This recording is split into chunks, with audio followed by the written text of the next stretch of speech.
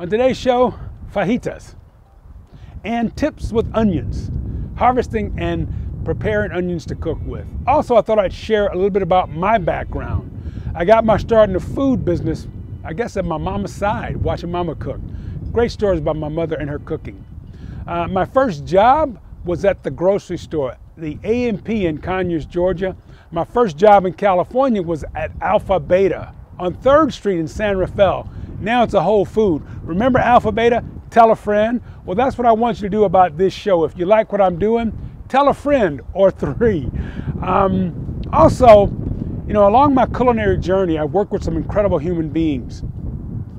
Julia Child. Wow, one of the highlights of my career was being asked to host one of the parties for Julia's 90th birthday. Worked with Joe Carcione in the early days when I started my first produce company, Peaches, named for my home state, Georgia. And I supplied restaurants from South San Francisco all the way up to Fort Bragg. I loved that job. And Joe taught me a lot of things about how to buy, how to choose, and how to store fresh fruits and vegetables. Had a chance to work with Frida Kaplan. Frida started a company, Frida's Finest. And a lot of the foods that we think of nowadays as common foods, Frida brought them to the country, and her daughters carried on her legacy. Just so some great things. I worked with some incredible chefs, Jacques Pepin, the Two Hot Tamales, Mary Sue and Susan down in LA, Bobby Flay, Emerald Lagasse and I, we all helped start the Food Network. Well, Bobby really came in after us, but that's the story for another time. Anyway, hope you're enjoying this little show we're trying to do. It's community TV. We're going to have a lot of fun. And if you think... Hi, I'm Curtis and welcome to my kitchen. Tonight, fajitas. Oh, I love fajitas. So does Lisa.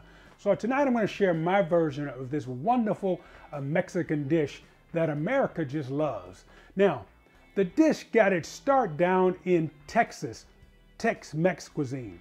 The truth, what I've researched is that the caballeros, the cowboys, the Mexican cowboys, were paid in part by meats off the cow, right? The skirt steak, which the white dudes didn't want, so they give them to the caballeros. They take home and make these beautiful fajitas with them. So this is a skirt steak, what they considered a lesser cut of meat back in the day. Now we love skirt steak. And I'm going to make steak and chicken fajitas. And I've also got a little ribeye, a piece of ribeye I had left over, so I'm going to dice that up as well and use it in my fajitas. Now, also, we've got my own little blend of spices that I'm going to mix with olive oil and some crushed garlic to marinate the meat in. That's kind of my fajita sauce. I don't like it too hot, so I'm kind of mild with mine. If you like it with more robust, more heat, add more chili to it, right? My buddy Miguelito Gordino, mi amigo, loves the hot stuff. When I go to his house, we have our tequila shots with a little bit of a little lime, and then we have our fajitas, and his are too hot for me to eat, so I make that mild fajita. Onion. I'm going to use a white onion here. Then I've got peppers, green pepper, yellow, red pepper. Ooh, colorblind Curtis, right? And I wanted to show you this pepper. Like, you know, I talked earlier in one of the shows about I got my start in television, giving tips on how to buy and use fresh fruits and vegetables. When buying peppers, what I want you to do is, this is an easy tip here. Just shake it. If you hear something, that means the pepper is old. The inside has started to collapse, and I'll show you right here. This one. Hope you can hear that rattle in there. This is an older pepper. And you can also see where it started to kind of wrinkle up around the top there. So those you want to stay away from.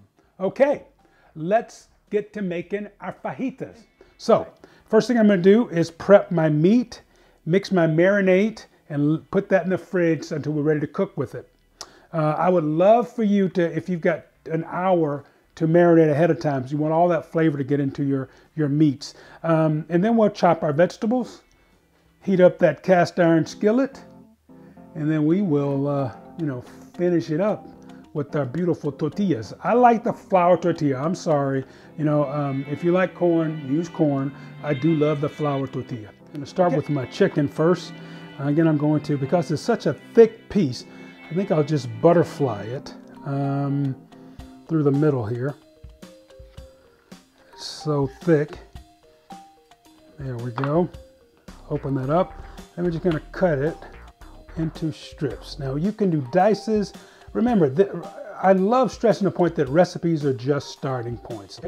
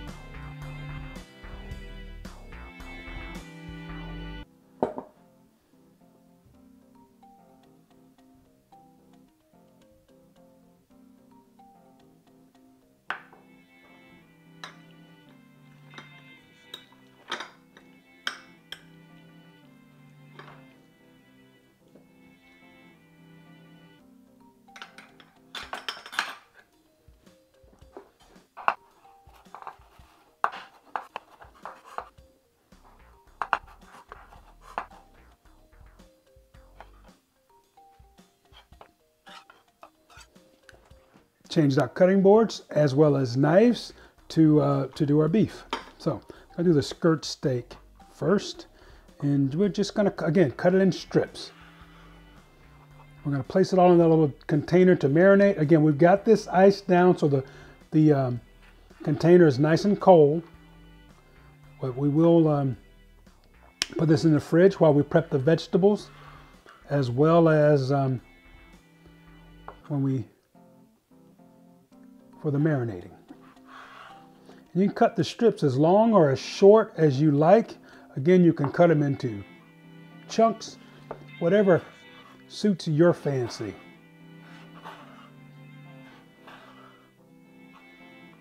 That's beautiful.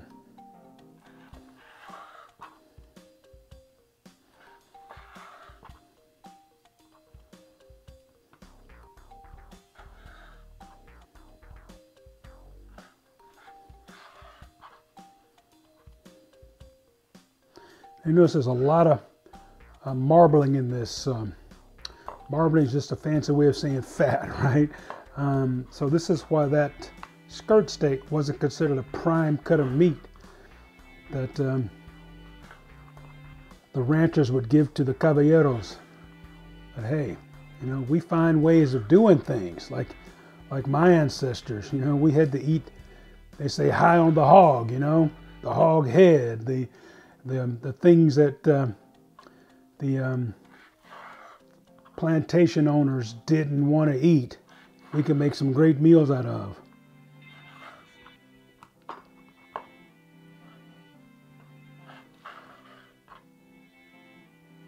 Let's do that ribeye.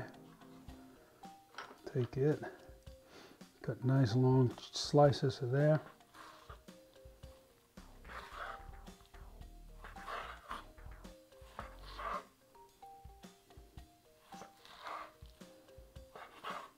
And beautiful. Cut that little part, and we'll trim the fat there.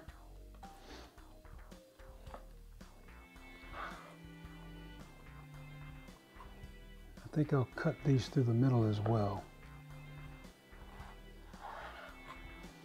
We'll make our marinade and we'll put these in the fridge, and let's prep our vegetables. I've got my two peppers, my onion, so let's just prep the onion first. I'm going to put these in two separate bowls.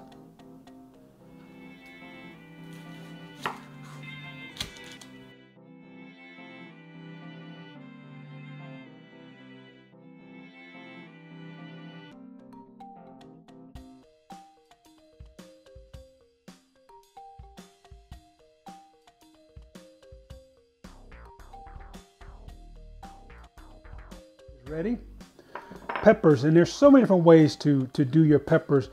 I like to just cut right to the top here so I can remove that seed pocket. I just reach in and pull it out, and then I'll take and just pop it like this to get all the rest of the seeds out of there, you know, as many as possible, and then we'll have to pick the last few out. Okay, and I'm going to take and cut my pepper this way because tonight I'm making juliennes, mostly long strips. You saw the way we did the beef and the chicken, so I'm going to make long juliennes of the pepper.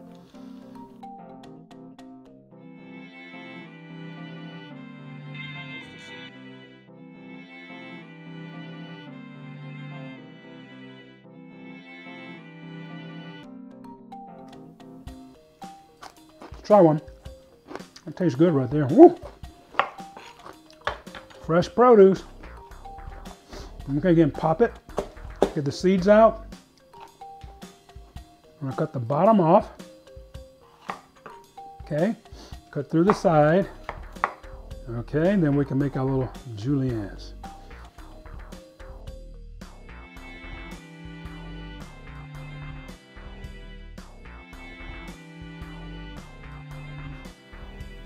There's a little garlic cloves, just throw those in the vegetables.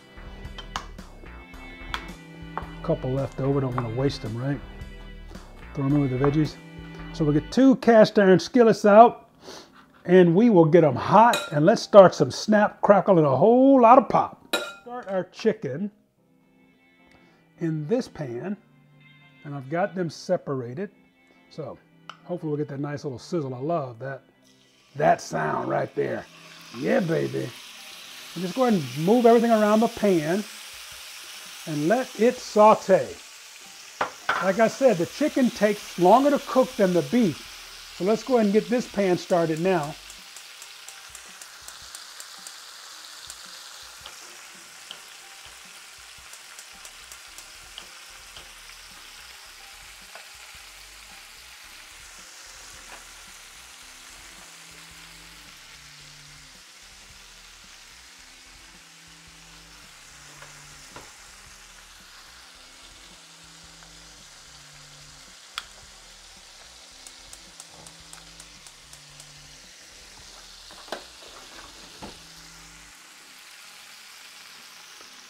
Notice I've got 2 different utensils, one for the chicken, and on the other side I have one for the beef, okay? We'll give that a chance to come up to heat, and just take your time, turn it over. And I'm going to divide my onions and peppers between the two cast iron skillets.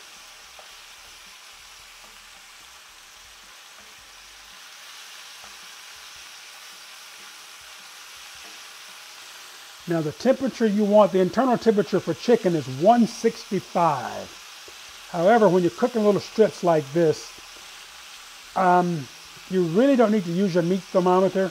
Thermometer, that's a tough word to say for me, huh? But you can test it. Just look at it in a small enough way you can cut a piece and just see this cooked all the way through. However, you can always use your meat thermometer to check.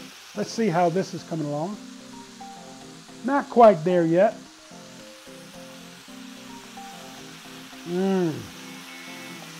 Bonito, that's beautiful. I'm going to add part of my onions already. We'll get the onions in here. Not quite all, not quite half. Save those for the, I'm going to let the onions cook a little longer than I do the peppers. I'm going to turn those over.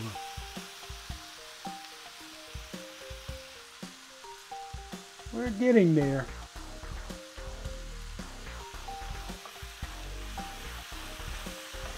The kitchen smells so good.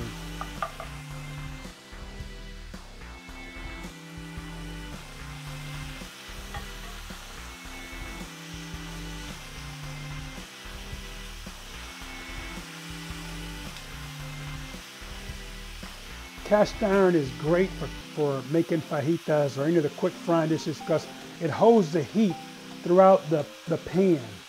Pan maintains a nice temperature. Okay, let's add our beef here.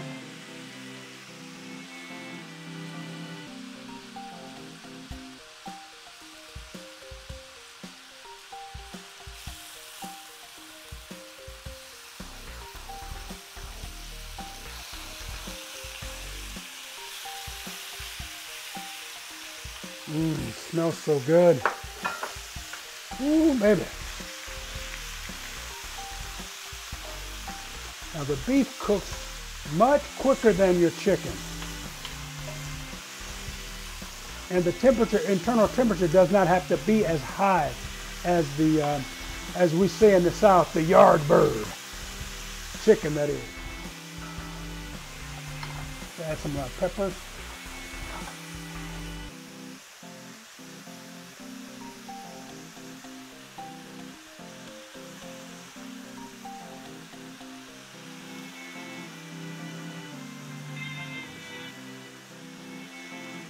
I'm going to push it to the side and add the onion right in the middle there. Give that a second to cook before we add those beautiful peppers. I'm going to add my seasoning that I made. Remember, if you like it hot, some like it hot, some like it hot. Who sang that song? Robert Palmer? Is it? Yeah.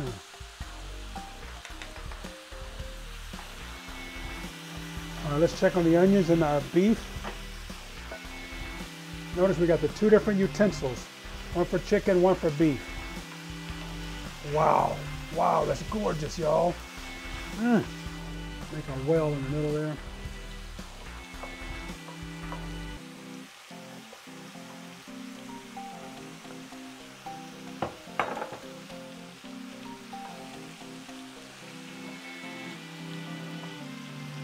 I added just a pinch of cinnamon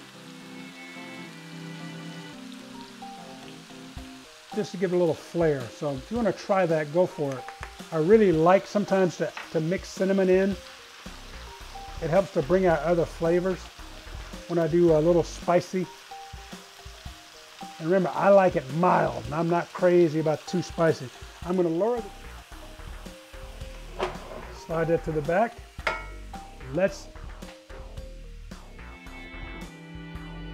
All right, the last step is to heat our tortillas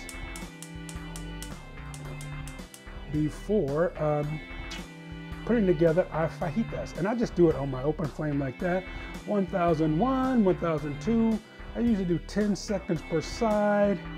You know, this is one moms, dads, you do. I don't want the kids doing it, okay? Because we got an open flame and they don't have those asbestos chef fingers like I do. See, it's starting to heat up there. I just love that. So what do you think? You want 2 fajitas or 3? We can keep those in the microwave till they're ready to go. Again, moms, dads, this is for you. Adults, don't have the, I don't want the kids doing this part, okay? I'm a chef and I play one on TV. I hope you enjoyed watching me make fajitas as much as I enjoy preparing them. What's the best part of it? When it's done, you get to eat, right? Well, we've got our tortillas hot right here. Nice chicken. I got beef with the beautiful vegetables in there. All the little fixings. I've got avocado, just sliced avocado, cheese, queso, sour cream. I've got some salsa and some beans. Of course, you can, whatever you want to stuff in your fajita, feel free. Remember, I always stress that recipes are starting points. If there's something in my recipe you don't like, take it out, substitute, okay? I'm getting hungry. Shall we eat? Let's make one. Okay. Oh, one nice warm tortilla. I think I'll have a little chicken with some onions. Whoops. Mix them, dropping them over there, huh? Don't be a messy eater, Curtis. Not a messy chef, so why be a messy eater? This is gorgeous. Let's see. And I do love my beans, so let's get some beans in there. And we'll add some avocado and some cheese. Ooh la la. Squeeze a little lemon in there. If you enjoy this, if you like what we're doing, you know, as I always say, tell a friend or 3. Peace, and it's always about spreading love. Gotta spread love. That's what we need today. We need more love, right? I sound like a 60s person, doesn't I? Well, I was born in a time. Nope, I can't sing. Oh, I'm gonna fold that over and just, oh, that's making that into a burrito, but hey. Wow. That's heaven. Spread love.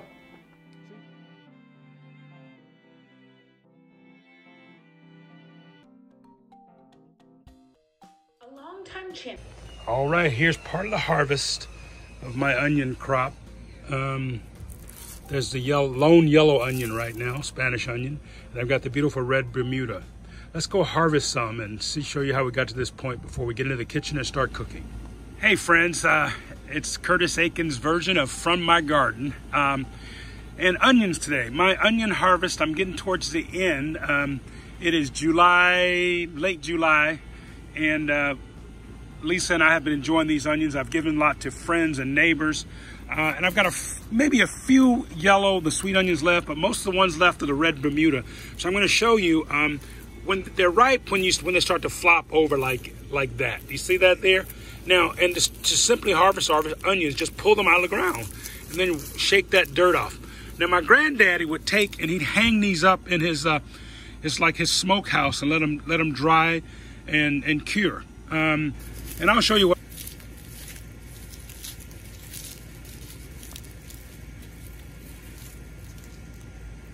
Here we have our red onions in the kitchen and ready to prep them for use. There's a couple ways to do it. Again, this one is beautiful. The green portion is dried up, and I'll just take my kitchen scissors, snip that off. Also trim the bottom. And everything that I'm cutting away can be used in my mulch pile. So what I do in my kitchen here is I'll just throw in a paper towel, a one-use towel like that. And one of the other beautiful things about having those different sizes, like Lisa and I are going to a party this afternoon, and I'm going to make a caprese salad. Everything comes in from my garden except for, of course, the mozzarella cheese. I've got my tomatoes. I've got fresh basil from the garden. I also have a fresh arugula from the garden. And notice what I do. I'll cut the herbs and I'll put them in a glass of water. They can stay in the refrigerator or on the countertop and just add some fragrance to the kitchen. Now, once I have my onions trimmed, you can do that either with the kitchen scissors or with your nice knife. Hey guys, it's me, Curtis G, in the kitchen, having so much fun. I'm gonna make a chicken parmesan. And the truth about when you make chicken parmesan, you're really doing 3 different recipes. You're gonna fry the chicken, okay, that's one. You've gotta make your tomato sauce. We always call it marinara in the States. However, when I was in Pisa, I got popped in the head by a little Italian dude who says, "You mean pomodoro?" I go, "You're right," okay? And then we're putting the whole dish together. So you got the 3 things: fried chicken, your sauce or the gravy, and then your chicken parmesan. So here I am frying up my chicken, and it's a real easy. I'm doing the chicken breast here because it's, I'm taking a chicken breast, and most chicken breasts when you buy in the markets are really huge. So what I do is I butterfly, slice right through the middle, then I cut them and make 4 different pieces. That's 2, 4, that's what, 6 pieces of chicken from 2 large chicken breasts. I'm just gonna saute this till it's nice and brown. Put it in, oh, look at that, isn't that beautiful? It's just browning nicely. Flip this over. Let that cook thoroughly. Just let it cook all the way through.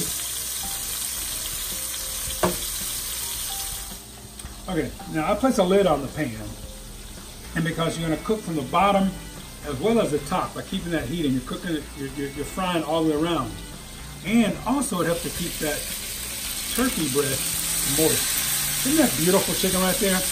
Again, I wish you all could smell this. If you could just smell how wonderful. There's my Lawrence Welk quote. Wonderful. Oh my Lord, am I telling my age when I about Lawrence Welk? My goodness. Anyway, a one and a two. And today on the microphone we have Stephen and Dorothy from Novato, California. And they just love to dance. All right, now look at that. Isn't that gorgeous, beautifully golden brown chicken? And I want to show you something.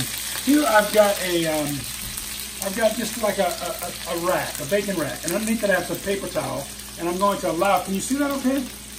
I'm going to allow the chicken to drain here because it takes very little oil when you cook like that. You know, it's going to let it drain away. And again, I'm going to put this in a container so I can, I'm frying the chicken tonight. Most of the time I'm going to make this the same day. So, you know, fast forward, just do it a little later, okay? So I'm going to drain the chicken while I start making my pomodoro sauce. Okay.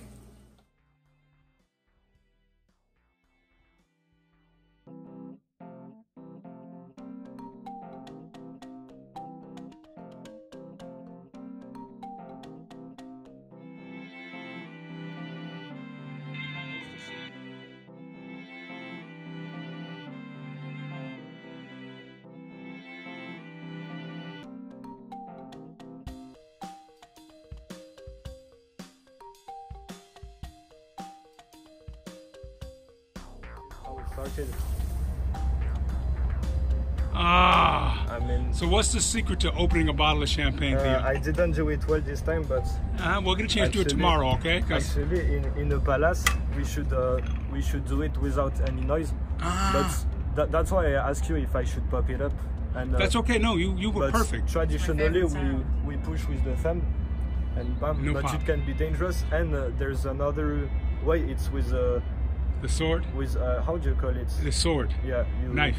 Oui. Slap. Yeah. Okay, so I had a little faux pas now, Theo. Behind us, what is that beautiful thing in lights behind us there? This is a French icon. You know, it's the Eiffel Tower, and tonight it's 130 years old. Wow, wow. He's working, y'all. So I'm gonna ask one more quick question. Again, I had a little snafu with my video, Theo. So now, one of the friends on the staff told me that you were a rapper. How do we find your videos again? It's called Rasmusology. Actually, it's complicated. DK, where we be at, man? What part of town is it? San Gabriel, SGV. SGV? SGV. LA, right? San Gabriel Valley. San Gabriel Valley. Now, you were telling me about this fabulous place. We just had some sushi. We're heading out to... We just went by a Vietnamese and a Korean place. There's a Malaysian place that's closed today, but they got Malaysian there. Oh, wow. They got a little Japanese kind of discount department store right there. The food here was just off the chain, bruh. Yeah, no. So how do we tell folks when they come from Atlanta or San Francisco or from LA, from New York, how to find this spot? What's it called again? Don't, because it's crowded already. It's crowded. Don't come in. My man said don't come, y'all. Feel me? Peace.